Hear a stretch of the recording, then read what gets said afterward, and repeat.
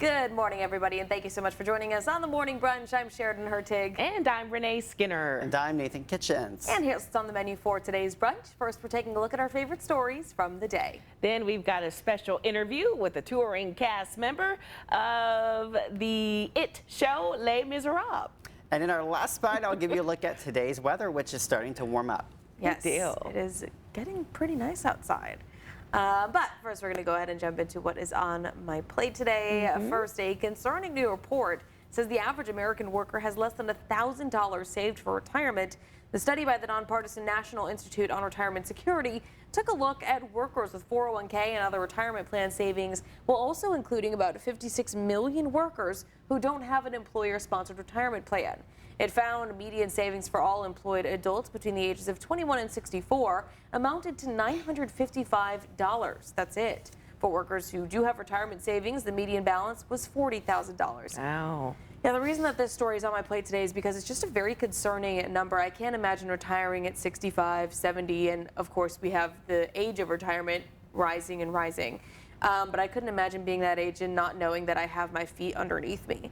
That's just a really scary number. $1,000 is rarely anything to live off of. I mean, I pay more than that for rent every month.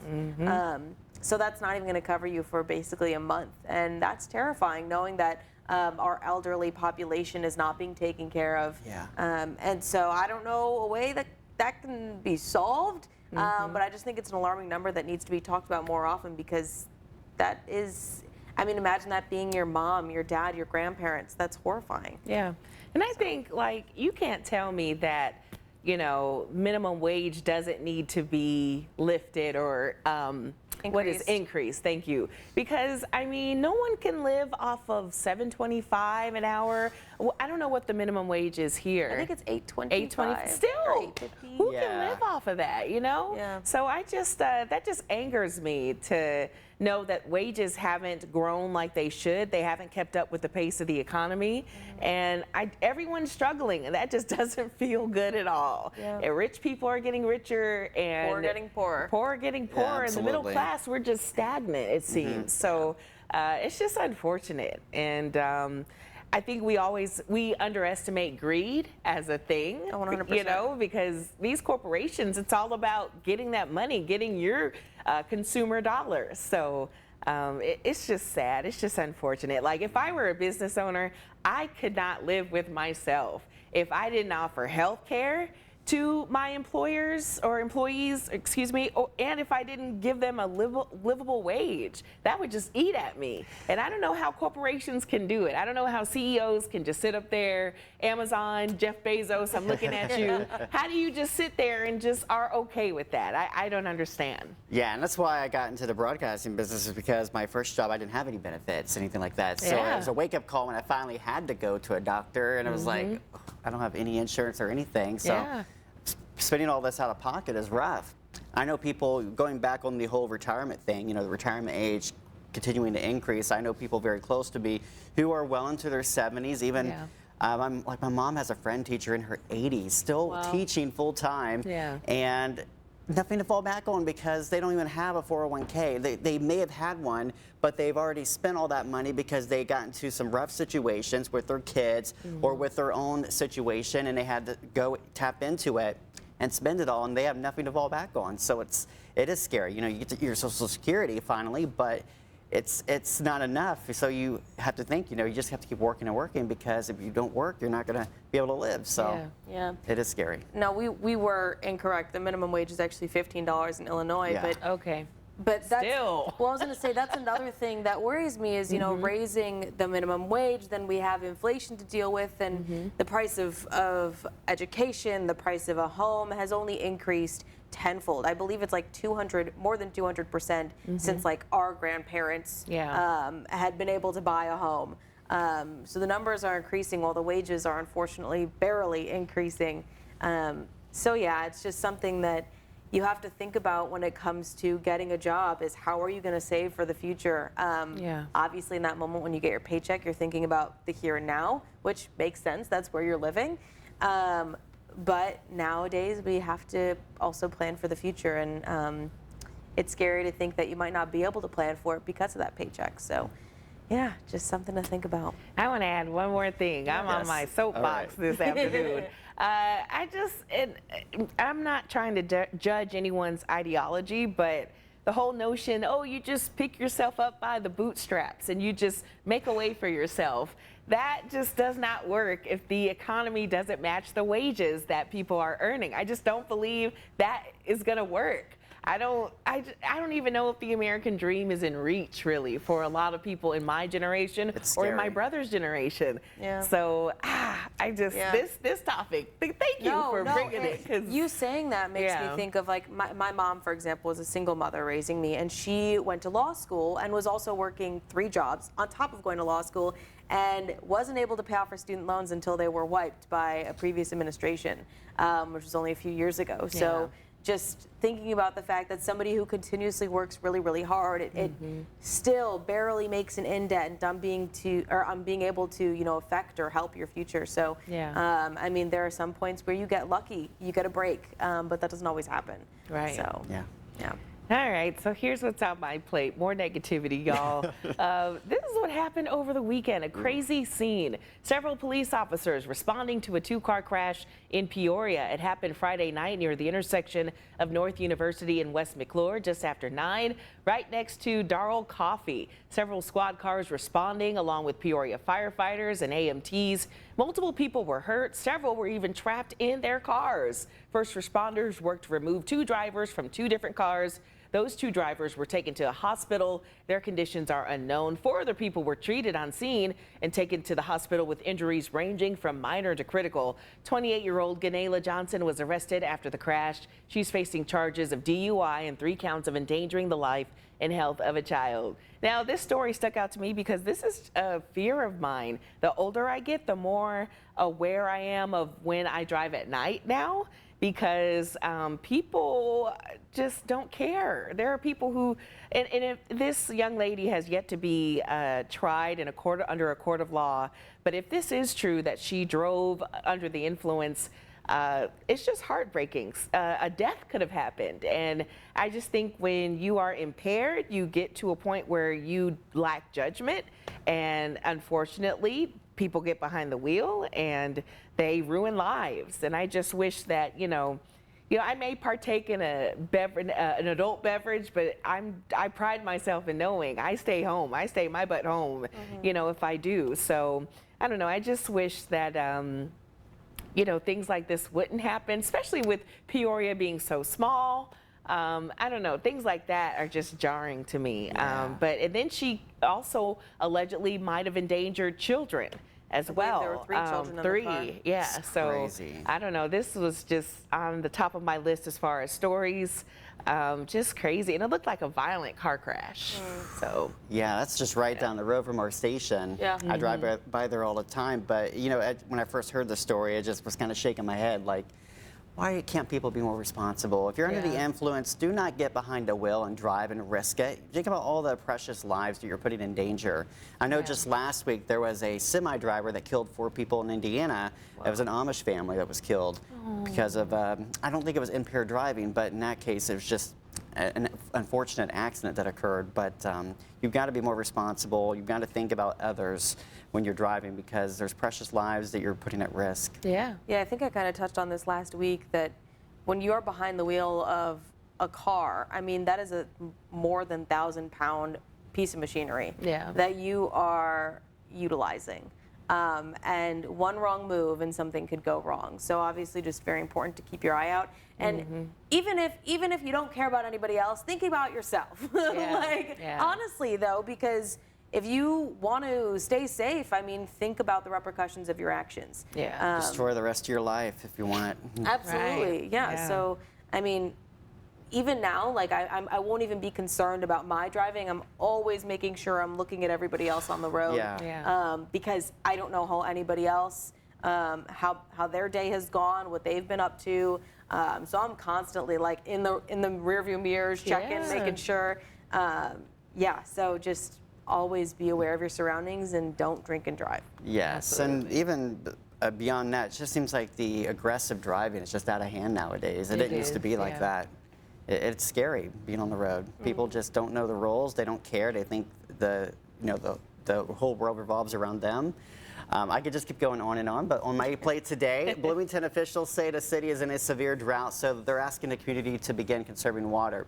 Thursday night, the Bloomington city manager issuing the proclamation due to Lake Bloomington and Evergreen Lake falling below the 10-foot combined threshold, which requires a proclamation. And according to city code, last month, the community was already asked to conserve water with a goal of reducing usage by 5%. Now, officials are asking community members to continue the effort, and they also ask businesses to help too by not serving water to customers who do not ask for it. And this story just stuck out to me as a meteorologist. You know, it's harder to really perceive what the impact of drought is, right? Because, you know, in the summer when it's dry, you'll see the leaves start to get shriveled up and fall off the trees. The grass is turning brown. That's pretty obvious that it's dry, you know, but as you get into winter, you can't see that because you might think, oh, we've had some rain systems, we've had some snow, the ground looks wet now, we're probably just fine. But that's not telling you the whole story because, for example, a couple weeks ago, we had just under 3 inches of snow, but the amount of moisture when that snow was melted down was only just over a 1/10 inch. So not really enough to make any dent in that drought. So just an important reminder, you know, we don't live in a part of the country that you normally think about that. That's something that you hear a lot more about in areas like the desert Southwest, where you have, of course, the major population boom and, of course, an already very dry climate there in like Arizona, California.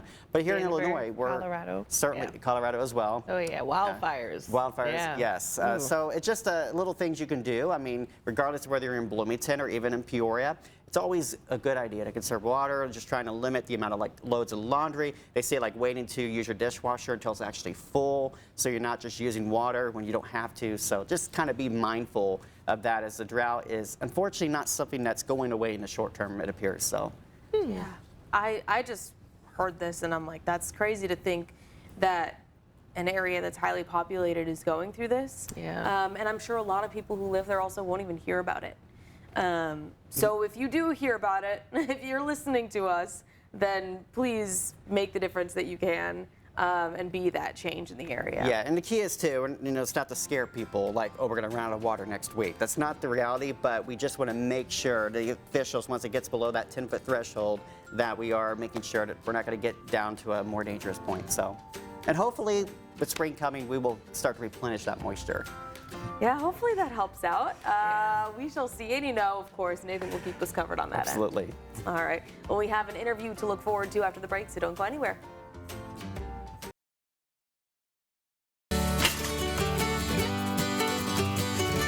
Do you hear the people sing? Because you only have one day more before Les Miserables comes to the Peoria Civic Center this week. That's right. So joining us now to tell us more about the show is Peter Neuwerther, who plays Marius in the touring cast. Thank you so much for calling in this morning. This is such an iconic show. I love Les Mis, grew up loving it. So tell us, in such an iconic show, what does it mean for you to step into the role of Marius on the national tour?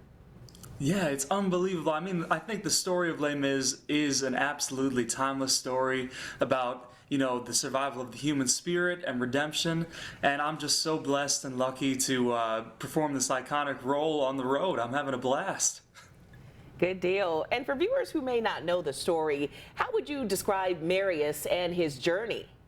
Yeah, so he is one of the main love interests. He falls in love with the wonderful Cosette, who is Valjean's, our protagonist's main character.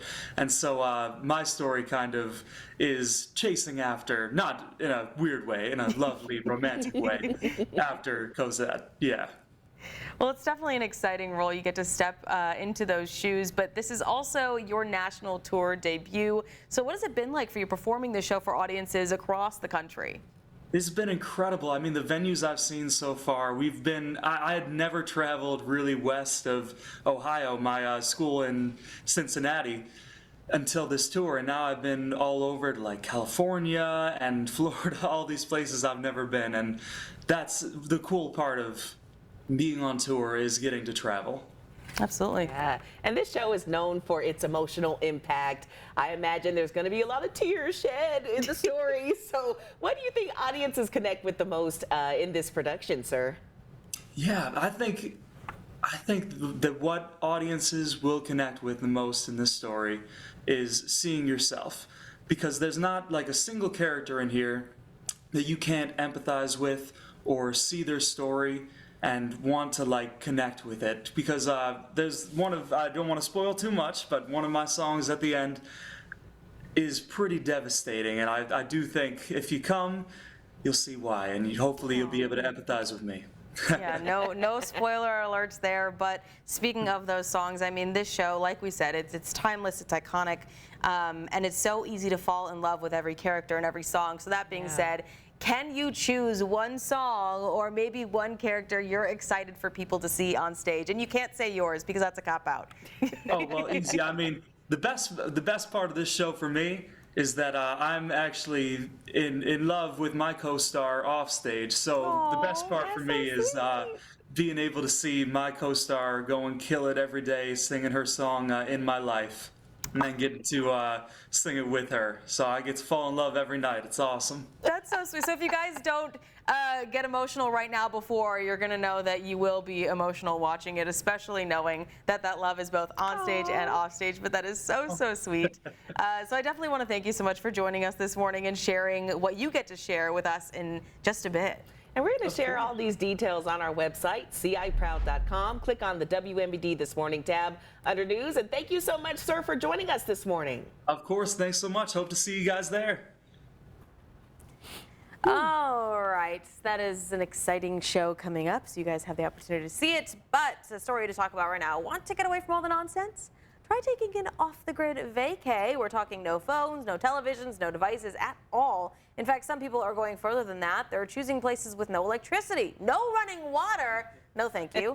Nothing but nature and their wits. Now, they say it's a detox for the mind, the body, and the soul. These experiences are known as total silence holidays. What are your guys' thoughts about this? Is this something you would partake in? I don't think so. I consider it. It'd be pretty cool. My uncle and aunt do this all the time, where they will just go random places and set up a tent for days where there's no water, nothing, no electricity, but they're totally okay with that. And I wish I could be like that, because I think they just are very outgoing people and they're so friendly.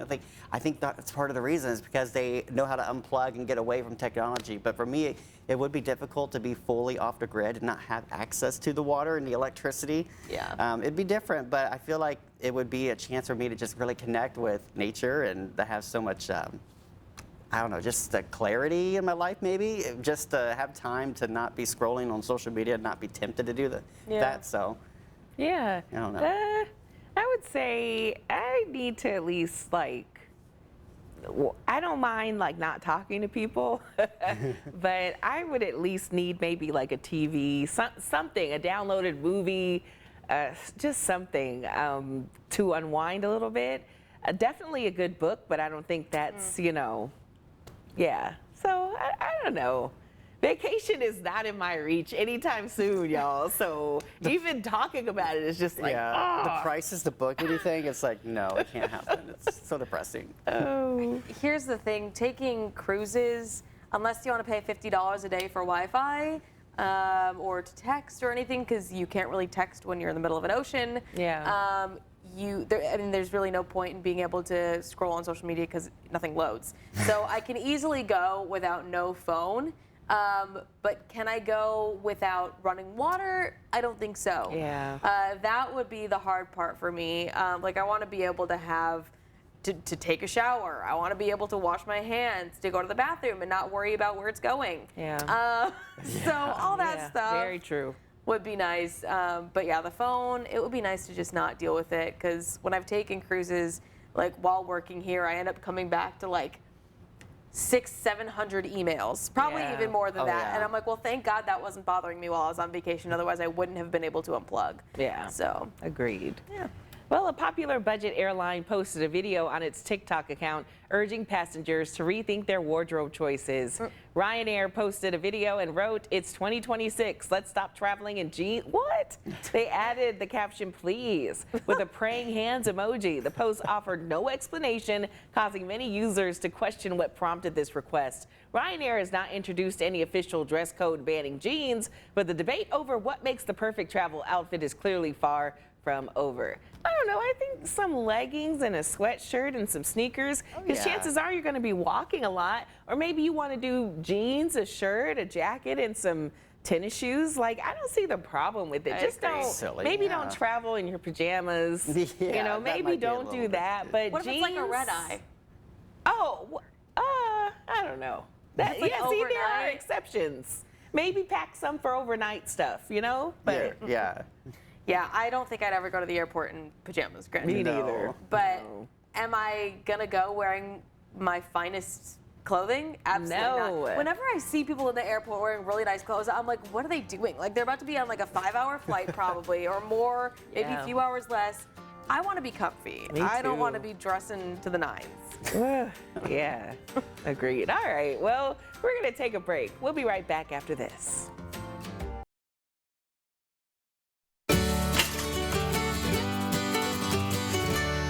My little imagination. No.